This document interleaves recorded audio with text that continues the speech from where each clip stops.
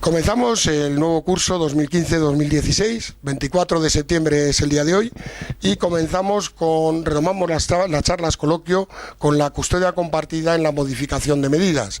Hasta el día de hoy ha sido costumbre en muchos juzgados de familia de castigar al padre que pide una modificación de medidas para obtener de nuevo la custodia de sus hijos, aunque sea la compartida. Por suerte, parece que nuestro Tribunal Supremo opina lo que opina custodia paterna. Es posición de la asociación que un buen padre, el padre que podría ser referente de todos los padres, debería estar todos los años luchando por cumplir lo que es un derecho de sus hijos y una obligación del padre, que es amparar, criar y educar a su hijo.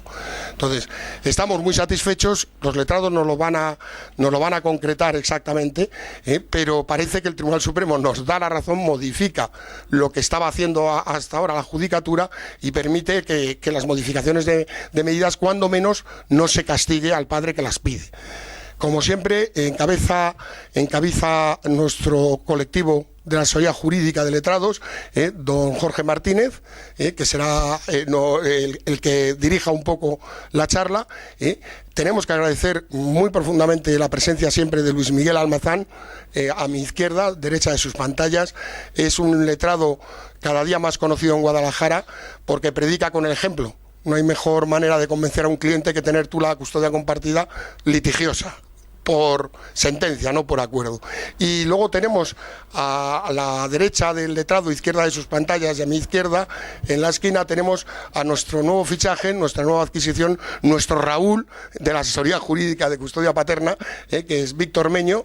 Es un letrado que se está significando muy claramente por una actuación muy profesional y muy especializada en el derecho de familia. Víctor, gracias por colaborar. Sin más, para hacerlo breve, le pasamos el micrófono a los letrados. Hola, buenas tardes. Muchas gracias a todos por vuestra asistencia. Comenzamos. Si algo funciona, ¿para qué cambiarlo? ¿Para qué cambiar unas medidas que en su día dos personas de mutuo acuerdo acordaron? Esta es, a grosso modo, la justificación que durante muchos años, me atrevo a decir décadas, han venido dando los juzgados y tribunales españoles a la hora de denegar casi de manera sistemática las solicitudes que muchos padres hacían sobre la guarda y custodia para sus hijos. Y todo ello, además, amparado en el interés supremo del menor. Sin embargo, los tiempos cambian, las circunstancias varían, los niños crecen, y la doctrina jurisprudencial, que en esos momentos argumentaba esa justificación, pues da un giro de 180 grados en apenas casi 2 años. Como así se está viendo y como así se ha ido haciendo con respecto a la guarda y custodia de los hijos. Lo cierto es que la ley siempre ha permitido que haya una modificación de medidas. El artículo 90 y 91 del Código Civil lo permiten siempre que exista una alteración sustancial de las circunstancias que en su momento se tuvieron en cuenta a la hora de establecer o de dictarse esas medidas. En todo caso, siempre habrá que armarse de prueba. Es muy importante probar, acreditar que existe esa alteración sustancial de circunstancias que nos exige la ley para modificar esas medidas. Pero surge una pregunta. ¿Un cambio de doctrina jurisprudencial tan importante como el que se está dando puede considerarse una alteración sustancial de las circunstancias? ¿Puede aludirse a un cambio de jurisprudencia para solicitar una modificación de medidas?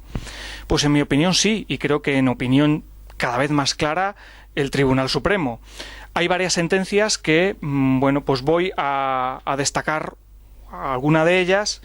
Alguna de ellas también me imagino que la expondrá con más detenimiento mis compañeros. Destaco la sentencia 758-2013 de 25 de noviembre, que aunque no se trata de una modificación de medidas en sí misma, sí que otorga un sistema de guarda y custodia compartida basada en la doctrina jurisprudencial reciente, en la doctrina jurisprudencial creada. También tenemos una sentencia del pasado 15 de julio. Entre sus fundamentos de derecho encontramos este párrafo. A la vista de lo expuesto, es razonable declarar que se ha producido un cambio de circunstancias extraordinario y sobrevenido tras la jurisprudencia citada del Tribunal Constitucional, de la que esta sala se ha hecho eco hasta el punto de establecer que el sistema de custodia compartida debe considerarse normal y no excepcional. Y más concreta y contundente es la sentencia del Tribunal Supremo 390-2015 de 26 de junio, sobre la que, como digo, hablará largo y tendido mi compañero a continuación, en la que se consolida la idea de que el sistema de custodia compartida debe ser siempre establecido, siempre que sea posible y en tanto en cuanto lo sea, por muy bien que funcione un sistema de guarda y custodia monoparental o por mucho que los progenitores lo acordaran en su día. Y todo ello, además, amparándolo en interés supremo del menor. Esto claramente se ve hasta qué punto ha girado la jurisprudencia, ha girado la doctrina jurisprudencial en un par de años 180 grados. Así que, para concluir un poco mi ponencia, pues animo a todos aquellos padres que se encuentren en estas condiciones a pelear porque se modifiquen esas medidas, a pelear porque se establezca un sistema de guardia y custodia compartida que, al fin y al cabo, el Tribunal Supremo ha dejado ya claro, ya es doctrina pacífica. La custodia compartida debe establecerse siempre que sea posible y en tanto en cuanto lo sea. Nada más. Muchas gracias. Bien, buenas tardes a todos. Y, bueno, Luismi nos ha puesto la foto fija, digamos, de lo que es una modificación de medidas. Ha definido perfectamente en qué puede consistir una modificación de medidas desde el punto de vista procesal, esa alteración de circunstancias, de entidad, y lo ha enlazado perfectísimamente con lo que puede ser la nueva doctrina del Tribunal Supremo en la materia. Efectivamente, la sentencia que podemos decir que opera como cláusula de cierre a lo que ha explicado Luismi es la 390 de este verano pasado. Pero a mí me gustaría destacar un factor que tal vez no hayamos caído probablemente por las prisas, y es en lo que la nueva jurisprudencia del Supremo, en lo que supone, más allá de superar un debate como es el de la custodia compartida como regla general, es la equiparación que hace con aquellas comunidades autónomas que tienen la fortuna de disponer de leyes autonómicas que fomentan la coparentalidad. Esto tiene que ver fundamentalmente con Aragón y con la Comunidad Valenciana. En la ley valenciana, que como sabéis, pues conozco por formación y por ser de mi tierra, tenemos una disposición adicional, que es la disposición adicional cuarta, que refiere la ley 5/2011, que aquellos progenitores que deseen que su asunto, estoy hablando, no estoy recitando literalmente, pero todos aquellos progenitores que deseen que sus medidas sean adaptadas o analizadas según la nueva ley valenciana, habrán de acudir al procedimiento de modificación de medidas. Por tanto, indiciariamente, la propia Generalitat Valenciana está reconociendo que un cambio, en este caso legal, supone una alteración de las circunstancias.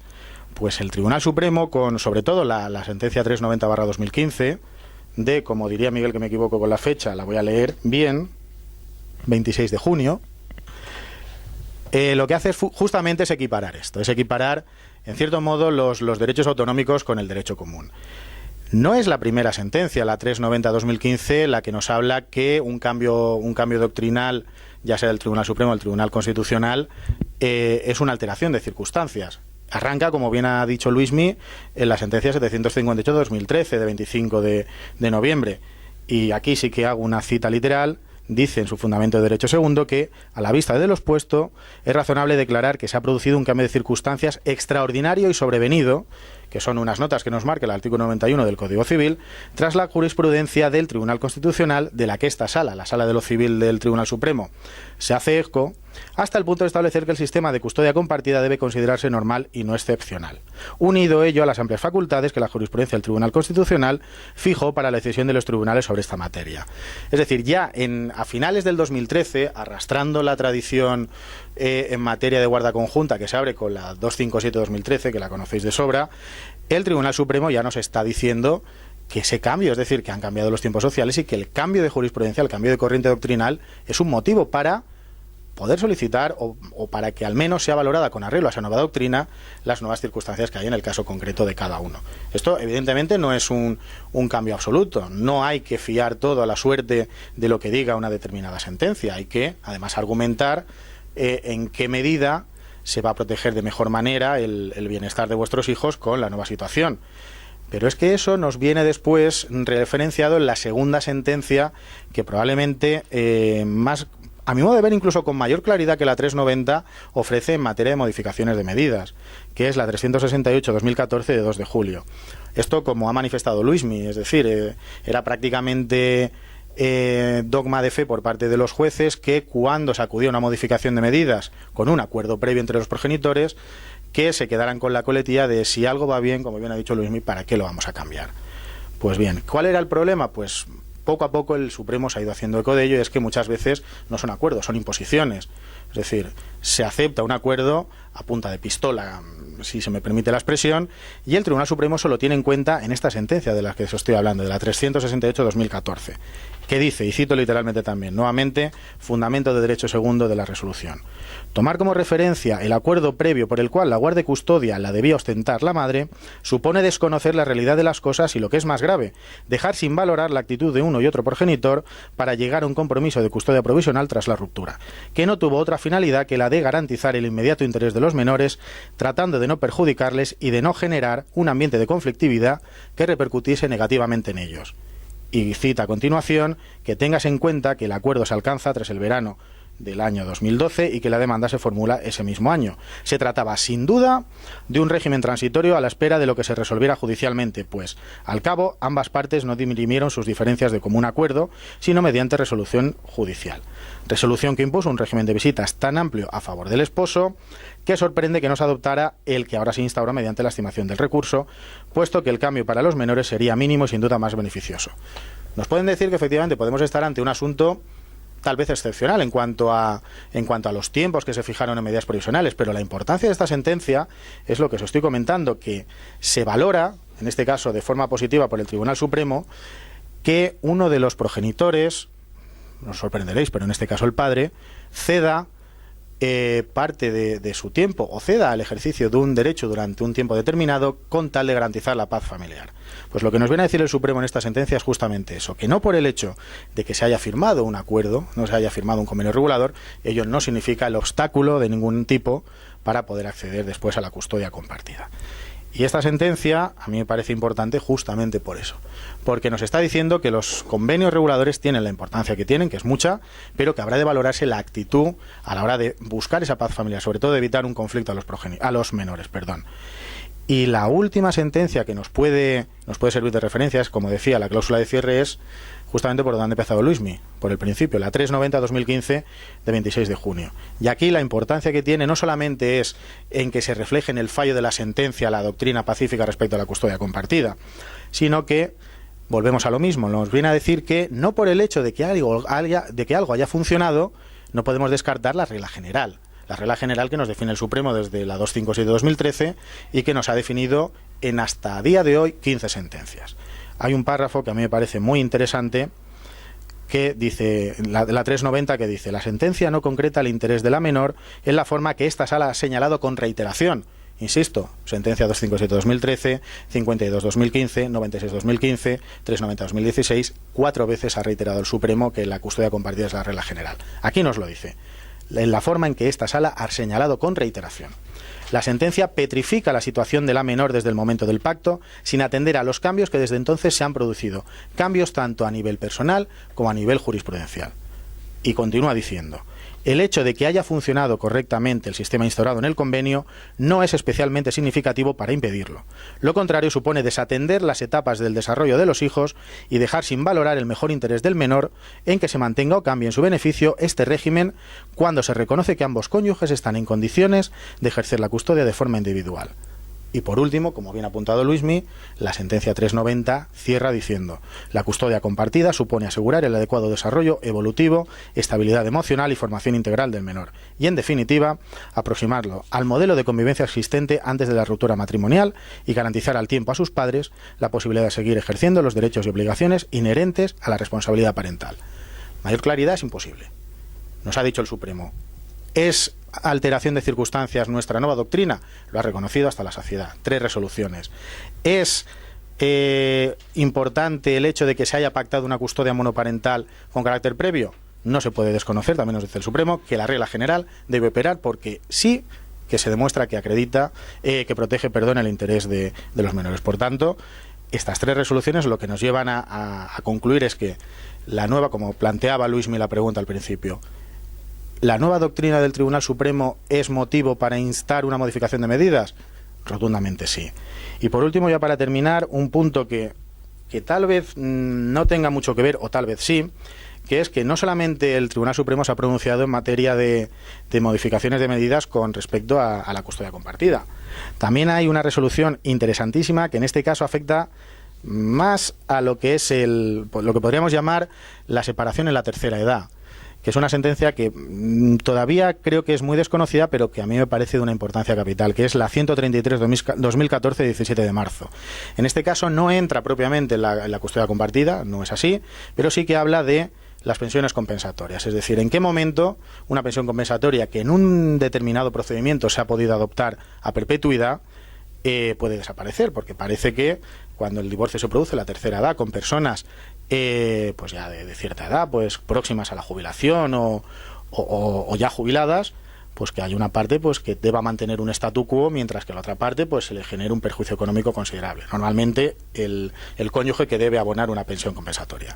Pues bien, aquí el Supremo nuevamente nos da una doctrina jurisprudencial para saber si una persona que está pagando una pensión compensatoria desorbitada o simplemente una pensión compensatoria X puede interesar una modificación de medidas, porque se entiende generalmente que una pensión compensatoria a determinadas edades debe ser a perpetuidad. Pues bien, ¿qué nos dice esta sentencia? Nos dice a grosso modo que si el cónyuge, que es el receptor de la pensión compensatoria, ha recibido una herencia, automáticamente podemos instar una modificación de medidas pidiendo la extinción o la rebaja de la pensión compensatoria que estemos demandando. Evidentemente habría que ir caso por caso, pero nos está dando un motivo, o está reconociendo como nuevo hecho, un motivo que hasta marzo del año pasado no existía, que era justamente el que el cónyuge recibiera una herencia, que pudiera tener un X capital a recibir en un determinado tiempo, una vez se abriera el testamento, se repartiera la herencia, etcétera, y nos está diciendo que hay que proteger también al cónyuge que se ve gravado con una pensión compensatoria en su jubilación, por ejemplo. Pues dice el Tribunal Supremo en esta sentencia: se declara como doctrina jurisprudencial en la interpretación de los artículos 100 y 101 del Código Civil, que son aquellos en los que aparece la regulación de la pensión compensatoria, que el hecho de recibir una herencia es una circunstancia en principio no previsible, sino sobrevenida, susceptible de incidir favorablemente en la situación económica del beneficiario o acreedor de la pensión y como tal determinante de su modificación o extinción. Nuevamente, cuando el Supremo está lúcido, da unas definiciones fabulosas. La dificultad que hemos tenido los letrados durante mucho tiempo a la hora de acudir a modificaciones de medidas relativas a pensiones compensatorias es justamente encontrarnos con una causa. Porque si la pensión compensatoria se fija a perpetuidad por una duración extensa del matrimonio, por una dedicación X a la familia y con una edad, pues parecía que era imposible que la pensión compensatoria pudiera extinguirse o reducirse. Pues bien, aquí nos ha dado el Tribunal Supremo un argumento más que contundente para poder instar esa modificación. Se puede resumir en que la recepción de una herencia por parte del cónyuge beneficiario de la pensión compensatoria puede dar lugar a la extinción o reducción de esa pensión. Por concluir, para darle la palabra a Víctor, como os decía, quedaos con dos ideas, o con una idea básica y fundamental.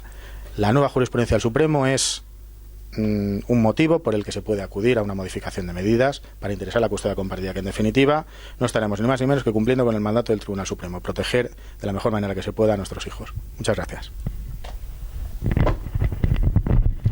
Pues poco que añadir a la perfecta exposición de mis compañeros, simplemente citar una sentencia del Tribunal Supremo en la que se consigue la custodia compartida vía modificación de medidas, en la sentencia 762/2013, 17 de diciembre, en el que literalmente en su fundamentación jurídica nos dice que el actual sistema de visitas consistente en fines de semana alternos con 2 pernoctas, un día más con pernocta intersemanal y otro después del horario escolar hasta las 20 horas, desarrollado con total normalidad, ha preparado a los menores para un sistema de custodia compartida, dado que el amplio espacio de tiempo que ha estado con el progenitor no custodio es suficiente. Es decir, ahora mismo llama a las cosas por su nombre, como bien hemos reiterado en alguna ocasión, el Tribunal Supremo termina haciendo una paridad temporal en lo que sería la custodia compartida, y al progenitor no custodio, que ha mantenido más o menos un régimen de visitas muy amplio con el menor o los menores, le da la posibilidad de, vía modificación de medidas, pedir lo que es la custodia compartida. Simplemente esa anotación.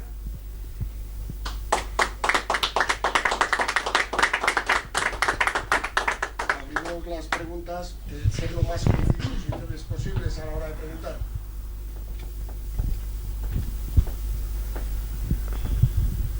Las pensiones compensatorias, en algunos casos, son con carácter vitalicio. El establecimiento de rentas vitalicias en la economía española no ha sido realizada nada más que yo sepa de una manera amplia en las amortizaciones, es decir, en la auténtica expoliación de patrimonios que se cambiaban por una cantidad económica de dinero. Entonces, ¿en qué momento, pregunto yo, los jueces han decidido que las pensiones compensatorias sean eternas, sean de por vida, sean vitalicias? ¿En qué momento se decide eso? ¿O en qué parte del código viene? Porque yo desde luego no lo he visto en ningún sitio. Los jueces no deciden por sí mismos, los jueces aplican la ley. Otra cosa es que la ley pueda ser ambigua o que haya puntos de la ley que no terminen de quedar claros o que, digamos, que tengan una aplicación peculiar. A la hora de valorar el por qué se fija una pensión compensatoria hay que tener en cuenta varios parámetros, que los fija el artículo 96, pero no es un numerus clausus, se tienen que valorar varios factores: dedicación a la familia, duración del matrimonio, posibilidad de acceso al trabajo del cónyuge que dice que tiene derecho a la pensión compensatoria, etcétera. Luego ya la temporalidad o no temporalidad va a depender del criterio del juez y va a depender de otros factores como puede ser la capacidad económica o la capacidad que haya tenido el otro cónyuge de haber generado recursos. Es decir, ciertamente las pensiones, sí que es verdad que las pensiones compensatorias vitalicias pueden chocar con principios básicos del derecho, porque están dando una temporalidad perpetua a algo que por definición debería ser temporal, y más cuando pueda haber circunstancias sobrevenidas que hagan que la pensión que se haya fijado haya quedado totalmente desfasada tanto en la cuantía como en el tiempo. Entonces, al final, los jueces no deciden por sí mismos en qué momento aplican esto, sino que aplica la ley. Eso sí, hay que darles las herramientas. Y el Tribunal Supremo, con esta sentencia que hemos comentado, les ha dado una herramienta que antes no existía. Porque antes de esa sentencia, de la 133/2014, había que hacer un trabajo ímprobo de acreditación documental, tanto de una nueva situación por parte del obligado al pago como de la persona que la recibía, que casara con la fundamentación de una modificación de medidas. A partir de la 133/2014, únicamente acreditando la existencia de una herencia se puede solicitar. Pero más allá de eso, pues ya serán cuestiones que se nos escapan al entendimiento. También el establecer una analogía entre la desamortización de Mendizábal y las pensiones compensatorias tal vez no sea del todo acertada, pero no va desencaminada, porque al final se da a un colectivo algo que no sabemos en qué se basa, porque al final los conceptos jurídicos son indeterminados. Pero los jueces no, es decir, los jueces aplican, con lo cual el problema no es de la aplicación de la norma, es de la norma en sí misma. Que además yo me gustaría añadir una pequeña cosa, un pequeño matiz. Es que si los jueces, los juzgados no tienen expertos económicos ni expertos que sean actuarios de seguros, que son los que auténticamente están cualificados dentro del ordenamiento jurídico español para poder determinar algo. Si de repente dicen, 3 años, y el siguiente uno se levanta por la mañana, ve el cielo gris y dice, vitalicio. Esto se resume con algo tan sencillo en derecho como que el juez resuelve con arreglo a las reglas de la sana crítica. Con lo cual esa sana crítica tendrá que ser ilustrada con mecanismos, ya sea mecanismos que le den las partes, ya sean mecanismos legales. Pero esos expertos, como los defines, no son posibles en el derecho. Nos llevaría, al lugar de tener procedimientos judiciales, tener auditorías. Tal vez sea una solución el cambiar la norma en ese sentido y establecer auténticas auditorías contables de la necesidad o de la temporalidad o de la cuantía de una pensión compensatoria. ¿Por qué no? Es perfectamente posible. Habría que hacerlo. Al final nos lleva a lo que hemos comentado, a tener que cambiar la norma. Tenemos que subir el volumen porque si no lo canta el micrófono. Yo a Luis Miguel le quería preguntar si podemos reaccionar, no voy a decir tranquilamente, pero sin ese miedo, por lo menos los padres que vemos aquí en las reuniones en Madrid, que haya la modificación de medidas a que nos castiguen con pagarle el abogado a la otra parte, por encima de intentar defender el derecho de nuestros hijos. Y para Jorge, voy a complicárselo un poco, y es, no existe jurisprudencia que yo conozca sobre el hermano de un solo vínculo. Cuando la madre rehace su vida y tiene otros hijos, como normalmente ya tiene la custodia monoparental, sus hijos posteriores conviven con sus hermanos de un solo vínculo. Pero cuando es el padre quien rehace la vida con otra persona, tiene hijos con otra pareja, entonces se nos olvida, ¿no? Había un algo que la ley o la jurisprudencia les obligaba a los jueces a procurar la convivencia de los hermanos. El Tribunal Supremo se ha pronunciado ahí, y más en concreto me refiero a una sentencia que llamó mucho la atención, yo creo que ha sido este año, en el mes de marzo o algo así, de la Audiencia Provincial Cántabra, me parece que era, que modifica la pensión. En este caso se refiere solo a la pensión económica. Yo me refiero a la custodia compartida y también a la pensión.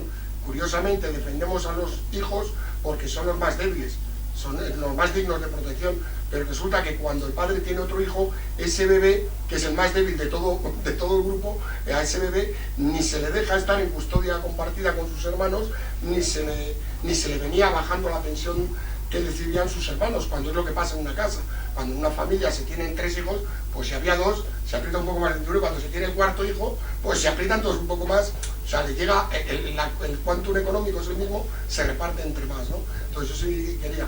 Y luego a Víctor, por no, ya que me pongo a preguntar, que no quede de preguntar, ¿qué plazo creerías tú que sería prudente esperar? A mí me viene una sentencia.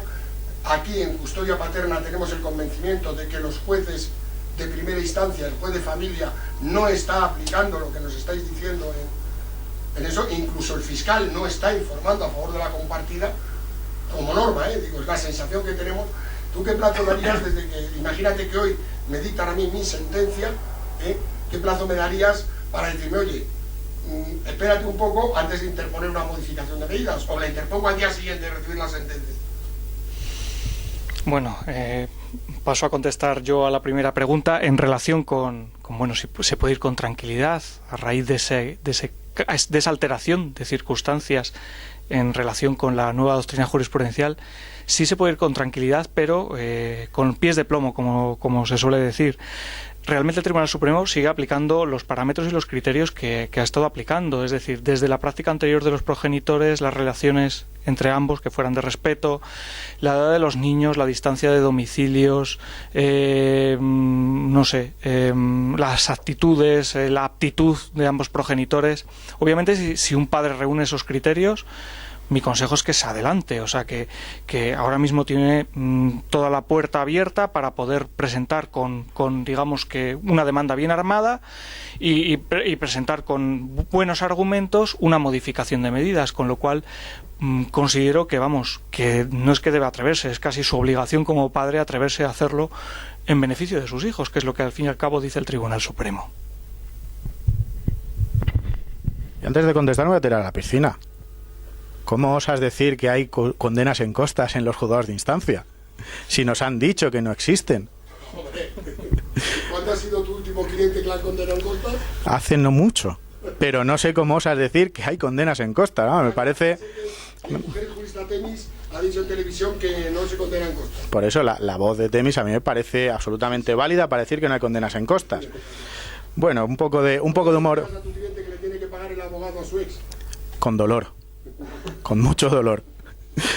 Bien, después del humor, a ver, sobre la pregunta que hacías sobre el principio de no separación de hermanos, que sí, existe, pero un poco en la línea de lo que comentábamos antes, aplicarlo con arreglo a las reglas de la sana crítica. Es decir, a priori, si ese principio es un principio absoluto, el de no separación de hermanos nos debería llevar a que los hermanos de un solo vínculo deberían convivir juntos, deberían además, como bien apunta esa sentencia de Cantabria de marzo o abril de este año, no recuerdo exactamente la fecha, marzo o abril, debería afectar, es decir, que el nacimiento de un nuevo hijo debería ser un motivo de una alteración de circunstancias de tal relevancia que obligara a reordenar todo el sistema, tanto de convivencia como alimenticio.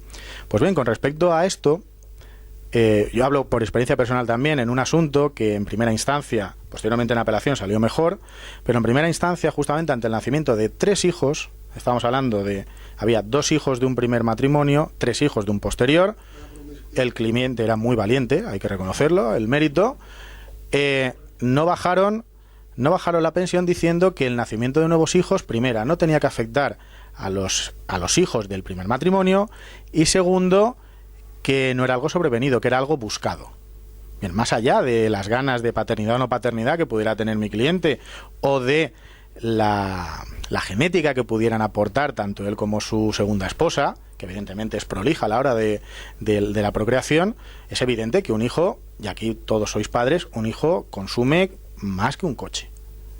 Muchísimo más. Es decir, no tiene un contador, no le puedes quitar el contacto y deja de consumir.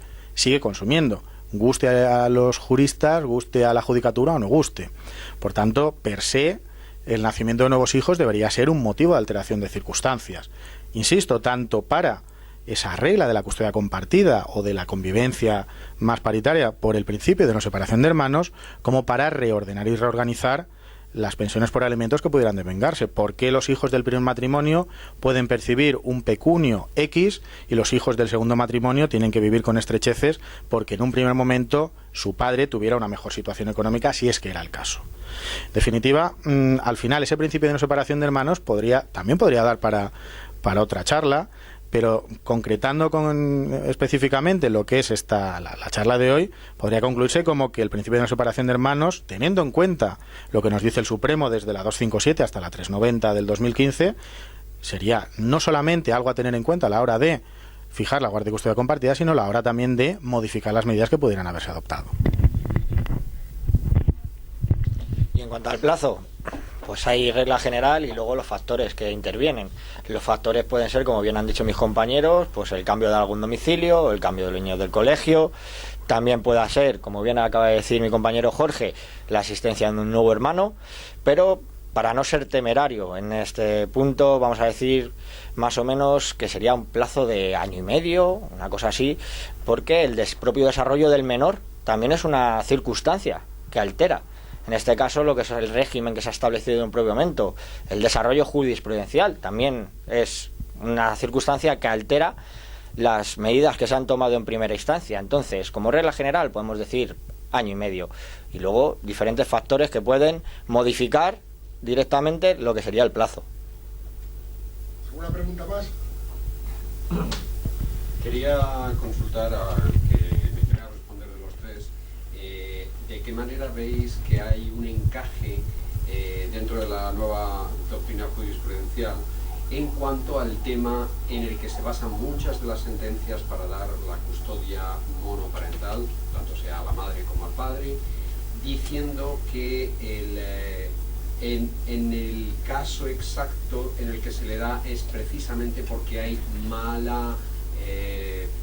mal entendimiento entre los progenitores o porque realmente no se dan las circunstancias de buena comunicación que serían las oportunas para poder dictar una sentencia de custodia compartida?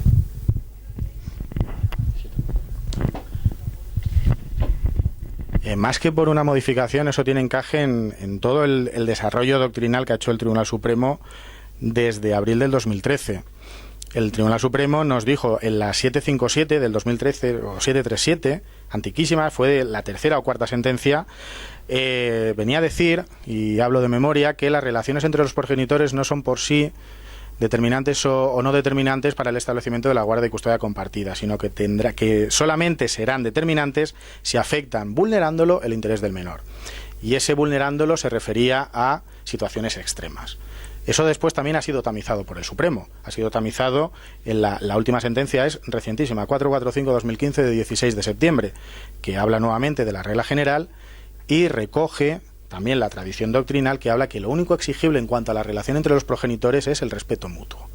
Por lo tanto, las malas relaciones, también nos lo ha dicho el Supremo en una resolución del 2014, pero que ahora no recuerdo de memoria, 795-2014, apunta Víctor, viene a decir que efectivamente únicamente se exige ese respeto mutuo. ¿Qué podemos entender por respeto? Pues evidentemente que no haya conflicto entre los progenitores más allá del propio inherente a lo que pueden ser discusiones, entrecomillado lo de discusiones, tales como la elección de un colegio, la elección de una actividad extraescolar o la elección de un X concreto, pero en ningún caso superando ciertos límites. En definitiva, lo que nos exige el Supremo en ese concepto, en el concepto relación entre los progenitores, es que exista respeto, sin más. ¿Alguien más? Yo quería comentar, independientemente del uso que se hace de las pensiones compensatorias por parte de las personas que lo perciben, no voy a entrar en ese tema, pero voy a entrar en otro. Aquí estamos hablando de motivos por los cuales se pueden pedir, o circunstancias que se pueden pedir, digamos, una modificación de medidas. ¿Podríamos hablar un poco de qué circunstancias podrían ser estas por parte del que paga, es decir, el padre, y del que lo percibe, que es la madre? O sea, ¿qué circunstancias pueden influir en uno y en otro pues para modificar un poco las cantidades en unos y en otros, y qué circunstancias, por ejemplo, en la persona que percibe, si se pone a trabajar o si le toca una herencia, que parece que ese es un motivo de modificación de medidas, como hemos comentado anteriormente, ¿no? ¿Qué circunstancias pueden ser viables pues para una modificación de medidas y cuáles está claro que no?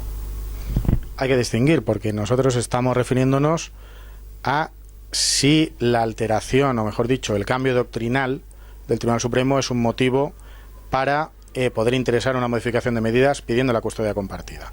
Eso es una cosa, y lo que planteas es una cuestión diferente. A la hora de plantear una modificación de medidas para pedir una rebaja de la pensión por alimentos, hay que tener en cuenta dos factores, al menos a priori, que es la mejora o empeoramiento de fortuna del obligado a dar la pensión y, en idéntico sentido, la mejora o empeoramiento del perceptor de la pensión. A priori hay que analizar esos dos factores y hay que ponerlo en relación con las necesidades del niño. ¿Esto qué significa? Que no por el hecho que haya un descenso drástico de los ingresos por parte del obligado al pago, significa por sí mismo que haya derecho a una rebaja de la pensión. De igual forma que el hecho de que el perceptor de la pensión por alimentos a favor del hijo no trabajara y ahora pudiera trabajar, significa per se la desaparición, no la desaparición de la pensión, pero sí la rebaja. En definitiva, la valoración de qué motivos hay o no hay van a depender del caso concreto, pero a bote pronto tendrá que haber, para que haya una rebaja de la pensión por alimentos o un alza de la pensión por alimentos, un empeoramiento de las condiciones o una mejora de las condiciones económicas de uno y de otro. ¿Alguien más?